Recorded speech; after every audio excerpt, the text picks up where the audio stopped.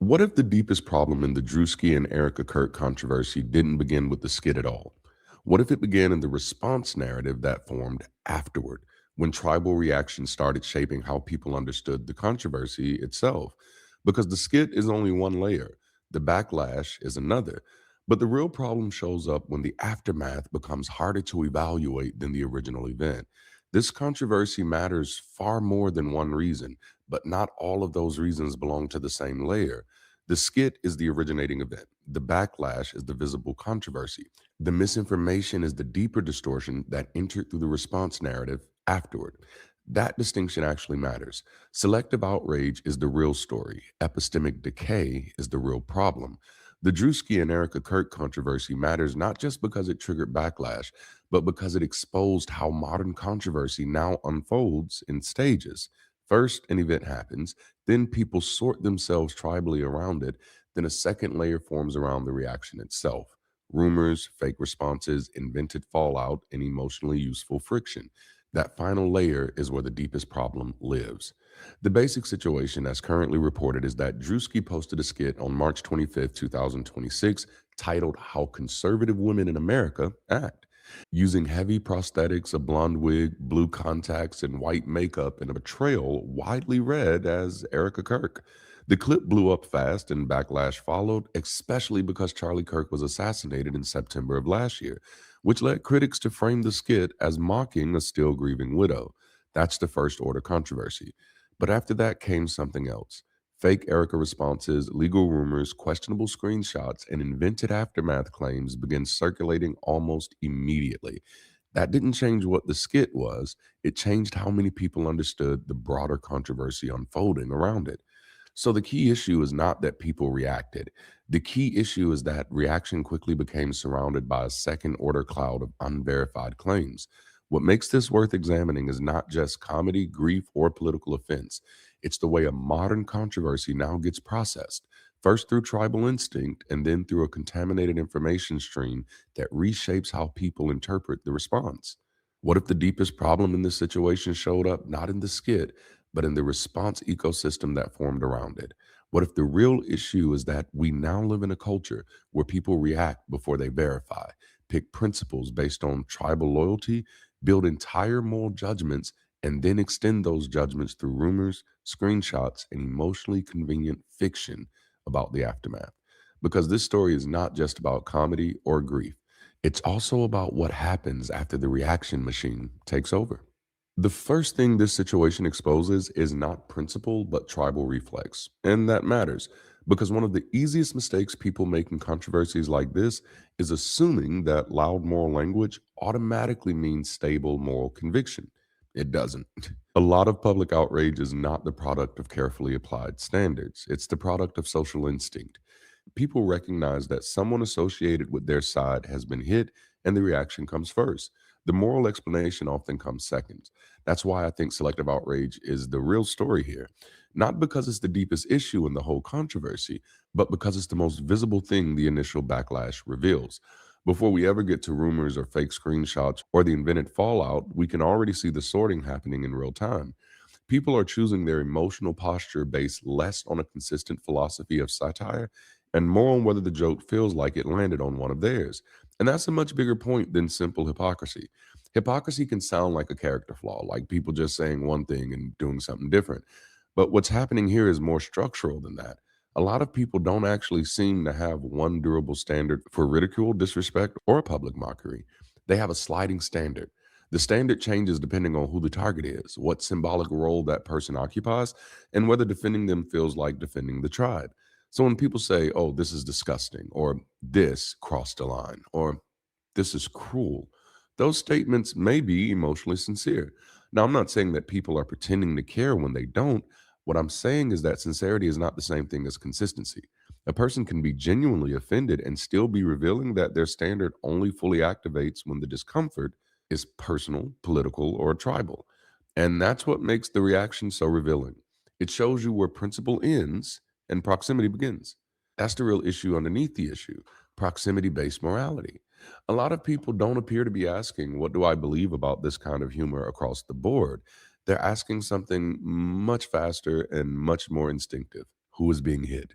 If the target is someone they already distrust, dislike, or see as representative of the opposing side, then the ridicule reads as comedy, satire, toughness, truth telling, or just part of the game.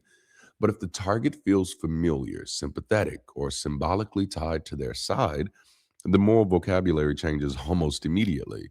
Now it becomes indecency. Now it becomes cruelty. Now it's a sign that something or someone has gone too far. Now, that shift is what makes the backlash feel predictable.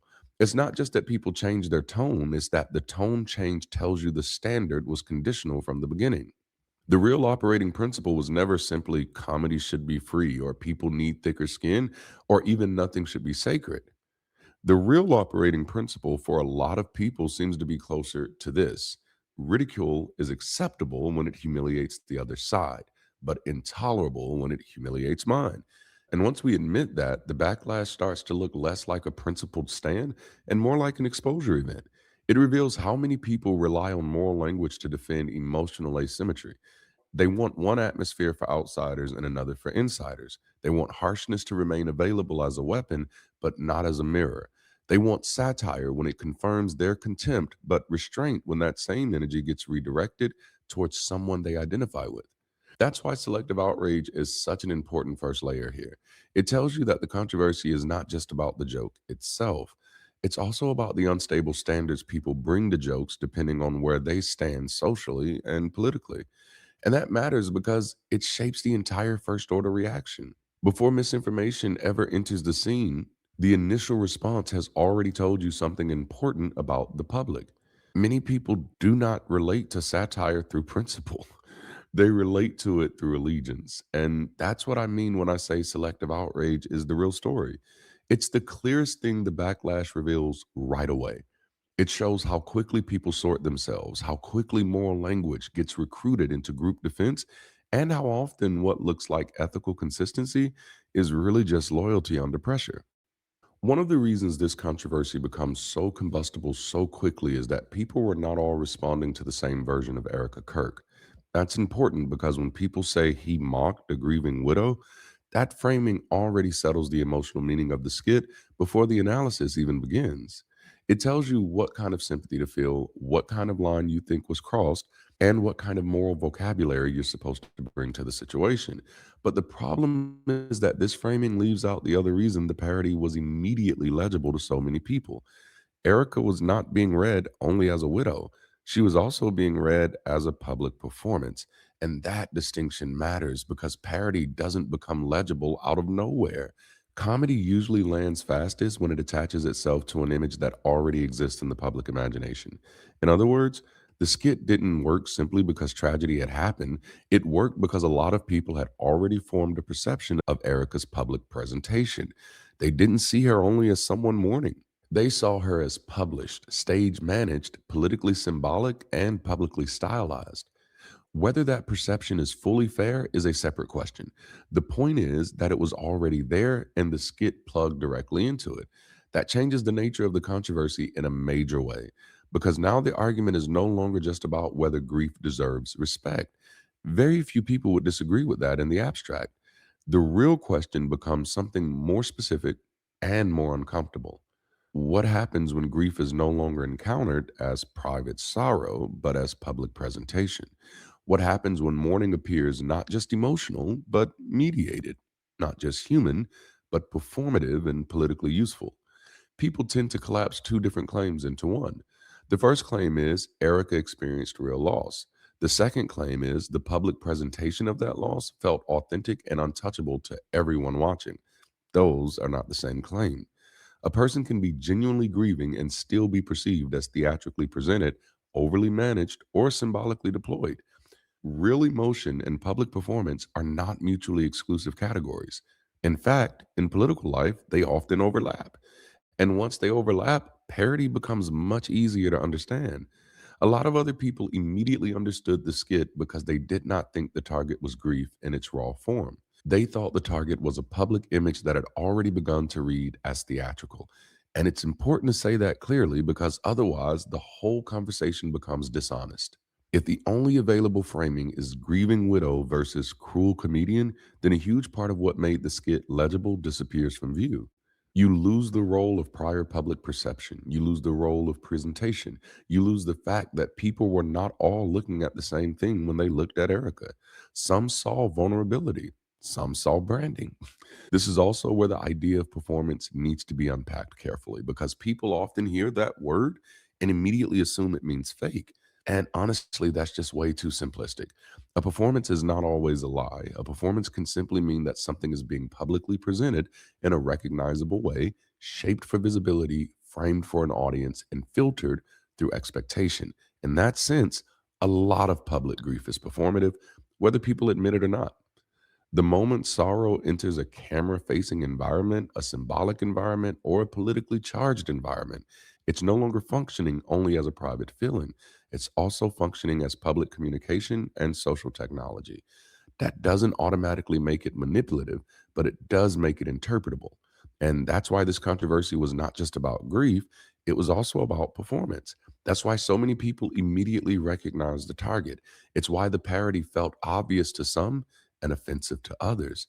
And it explains why the backlash can't be understood only in moral terms. A lot of people were not simply defending grief from mockery, they were defending a particular reading of Erica against a competing one. They were saying, in effect, you should see this as sorrow. Others were saying, no, what I am seeing is something more managed than that. So, this second layer of the controversy is not really about whether grief matters. Of course it does. It's about whether public grief remains morally protected once it begins to read as image, presentation, or political theater. That is the harder question. And it's the question this skit forced into the open, not because everyone agrees on the answer, but because the parody only makes sense in a world where a lot of people were already looking at Erica and seeing not just mourning, but performance. Erika Kirk is not just a person attached to a tragedy. She's also tied to a political ecosystem, a media ecosystem, and a symbolic ecosystem. She's connected to a movement that trades heavily in public messaging, image management, culture war identity, and the strategic use of visibility. That means the public does not encounter her only as an individual. They also encounter her as a part of a larger machine of meaning. That makes moral framing much more complicated. And that's where protection politics comes in. A lot of movements want to enjoy the benefits of visibility without absorbing the vulnerabilities that visibility creates. They want public attention when it helps them. They want the symbolic power when it strengthens them. They crave the emotional resonance when it humanizes them. And they also love the moral installation when the scrutiny becomes uncomfortable. In other words, they want to be seen when being seen is useful, but they want to be treated as private when being seen becomes risky. That tension is all over this controversy. If someone sees Erica mainly through the lens of bereavement, the skit can feel like punching at pain. But if someone sees her through the lens of public political identity, the skit reads entirely differently. Now it's not just about pain, it's about the symbolic use of pain inside a visible ideological framework. It's about the way people become representatives of something larger than themselves. Satire has always had a complicated relationship to power. A lot of people talk as though satire is only legitimate when it punches up in the cleanest possible way, but real satire has never worked that neatly. What often makes satire culturally explosive is that it targets spaces where vulnerability and power overlap. It goes after people who can plausibly be seen as both sympathetic and influential, both harmed and shielded, both humanly exposed and symbolically protected. Those are the targets that create the most argument because they force people to reveal which side of that overlap they care about most. That's exactly what's happening here. People are not only debating what Druski did, they're debating which interpretation of Erica should dominate. This is why public power complicates sympathy. It's not that grief doesn't matter, it's that grief doesn't erase political meaning. Public loss doesn't become socially blank once it enters a high visibly ideological context. It becomes layered, it becomes interpretable, it becomes contested. And when it becomes contested, satire becomes part of the struggle over how the figure should be read. So, this third layer of the controversy is really about the politics of protection. It's about who gets granted moral insulation, who gets treated as symbolic, and who the public believes should remain outside the reach of parody. And the answer is almost never determined by principle alone. It's shaped by how people understand power. Without this understanding, the whole controversy gets reduced to emotion and taste. With it, you can see the larger social conflict underneath. People are not only arguing about a skit, they're arguing about whether public symbolic figures can still claim private moral immunity once they're operating inside a powerful political story. The deeper issue here is not uncertainty about the skit itself. The skit is the originating event. People saw it, people reacted to it. The original controversy is real enough on its own. The bigger problem is what happened after that, when a second layer of claims started forming around the reaction, and a lot of people began treating that layer as fact. That's where the misinformation entered. One of the biggest false claims was that Erika Kirk publicly responded to Druski with a quote comparing his skit to blackface. A screenshot circulated that made it look as though she had directly said something to the effect of, "But if I did blackface as a part of a skit." That quote spread widely, but reporting afterward found that the statement was fabricated and that there was no verified public response from Erika Kirk at all. News coverage has consistently said she's not commented publicly on the controversy, and fact check reporting specifically identified the viral quote and screenshot as fake. Another false claim was that Erika Kirk had sent Druski a cease and desist letter or was actively threatening legal action. That rumor was also spread through screenshots and reposts that made it seem like some kind of formal retaliation had already begun. But Newsweek reported that a representative for Druski said any claim that a cease and desist had been issued was absolutely false, and there was no evidence that Erika Kirk had filed a lawsuit or that any affiliated Druski account had posted about receiving legal threats. There was also a broader false narrative that Druski and Erika Kirk had already gone back and forth publicly after the skit, as though the controversy had escalated into a direct exchange. That, too, appears to have been invented. Fact check coverage said there was no verified interaction between them, and that fake screenshots helped create the illusion of an aftermath that people then started reacting to as though it were real. That specificity matters because this is not just a case of people got the details wrong. The false information changed the shape of the controversy in people's minds. Once audiences believed Erica had issued a public rebuttal or had played the race card or had moved toward legal action, they were no longer reacting only to the skit. They were reacting to a manufactured aftermath. In other words, the original events stayed the same, but the perceived response environment around it became polluted. And that's actually the real problem. Because now people are not just debating comedy, they're gearing up emotionally and rhetorically to fight battles created by fake screenshots, fake quotes, and fake escalation. They think they're responding to overreach that actually happened, when in many cases they're responding to fallout that was fabricated for clicks, outrage, and tribal reinforcement. That's exactly how public understanding gets corrupted. The lie doesn't need to replace the original event, it just needs to contaminate the response layer around it. This is why a skeptical community should care so much about this.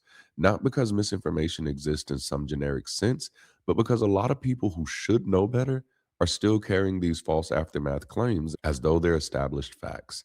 They still think Erica publicly said things she did not say. They still think legal action was already underway when reporting indicates that it was not. They are still building arguments, reactions, and identity signaling performances on top of claims that do not hold up under basic verification. And that creates a very specific kind of failure. It means people in the secular community can end up spreading false information while believing they're defending reason. They can end up mobilizing against an invented aftermath, condemning a reaction that never actually occurred, and gearing up to fight the windmills the internet built for them. That's what makes this worse than ordinary disagreement. It's not just that people are mad, it's that they're increasingly mad at things that were never verified in the first place. That's where epistemic decay shows up. Not in the existence of the skit, not in the fact that people argued about it, but in how quickly the response narrative filled with false claims and how many people absorbed those claims before anyone bothered to check whether the aftermath they were reacting to had actually occurred. So, yes, selective outrage is the real story, but the real problem is that the response ecosystem became contaminated almost immediately, and too many people are still treating that contamination as reality. The skit started the controversy. The false aftermath distorted how the controversy was understood. At that point, people are no longer only responding to what happened, they're responding to a reaction cloud built out of exaggeration, projection, and fiction. That matters a lot for the secular community because this is exactly the kind of environment where people who pride themselves on skepticism can still get played. In fact, that may be one of the most frustrating parts of the whole endeavor. We expect this kind of low discipline reaction from people who are deeply committed to tribe over truth. But when people in skeptical spaces start repeating false information, circulating unverified claims, and building commentary around things that were never actually confirmed, then the problem is no longer just look how irrational they are. The problem becomes much closer to home. It becomes a question of whether our communities are really committed to evidence when the story is emotionally satisfying or only when skepticism costs us nothing. And that's where the windmill problem comes in. Because once false information gets enough traction, people start preparing to battle the fiction it created. They start arguing against fake responses. They start condemning fallout that never happened. They start positioning themselves against an invented version of events as though they are doing serious cultural analysis, when in reality, they're shadowboxing with the narrative the internet assembled. That is not a small mistake. That's a deep failure of discipline. It means a person can be directionally right about a broader issue and still be intellectually sloppy in how they engage a specific event. And if that becomes normal, then the secular community risks becoming just another space where confidence outruns verification. What troubles me most is that this kind of thing can make people feel informed when they're actually being manipulated. It gives them the feeling of clarity, the feeling of righteousness, the feeling of being on the side of reason and having the moral high ground, while quietly severing them from the hard work of checking what is true. And once a community starts rewarding that pattern, it becomes easier and easier for bad information to pass through simply because it flatters the audience's instincts. That is how skepticism degrades, not all at once, and not usually through some dramatic betrayal of principle, but through 100 moments where people decide that a satisfying narrative is good enough. So the deeper warning here is not just about this controversy. It's about what happens when even communities built on doubt, evidence, and critical thinking become vulnerable to the emotional momentum of a story. If we're not careful, we'll end up doing exactly what we claim to resist: spreading false information, reacting before verifying, and gearing up to fight windmills the internet created. When that starts happening, the issue is no longer just misinformation out there. The issue is whether we still have the discipline to keep misinformation from remaining common among us. Thank you for staying around to the end. What we're building here is bigger than one creator, one channel, or even one community. I'm currently number one in my group in the Entrepreneur of Impact competition, and the winner receives a session with Damon John of FUBU and Shark Tank, a feature in Entrepreneur magazine, and $25,000. My plan is to use that support to strengthen our content strategy, expand our digital infrastructure, and help grow our interest hubs in places like Atlanta, LA, and Miami into real engines of opportunity and impact. But there is another reason this matters to me personally. I'm showing up in this competition as an openly atheist founder in a space where many of the most visible competitors are absolutely faith based founders. That visibility matters. It challenges the lazy assumption that belief is the natural home of moral purpose, service, and intentional good. It helps make the case that non believers also build, lead, give, and create with vision, integrity, and real concern for human flourishing. So when you support me here, you're not just supporting my work. You're helping push a broader cultural point into public view that atheists and other non believers belong in these conversations about leadership, impact, and doing meaningful good in the world. You can cast a free daily vote, or you can make a tax deductible donation through the competition, which is operated by Colossal, with donations benefiting Gen Youth, which supports school children with nutrition and physical activity initiatives. So, this is not just about helping me win a platform. It also contributes to a charitable effort beyond this channel. So don't forget to cast your daily vote today. And right now, there's also a limited time 2 times votes promotion through Tuesday, today at 9 p.m. So if you believe in what we're building here and want to help us grow while also supporting a meaningful cause, please go vote for me on the Entrepreneur of Impact page. Thank you all for your support and your partnership. And as always, until next time, keep rising.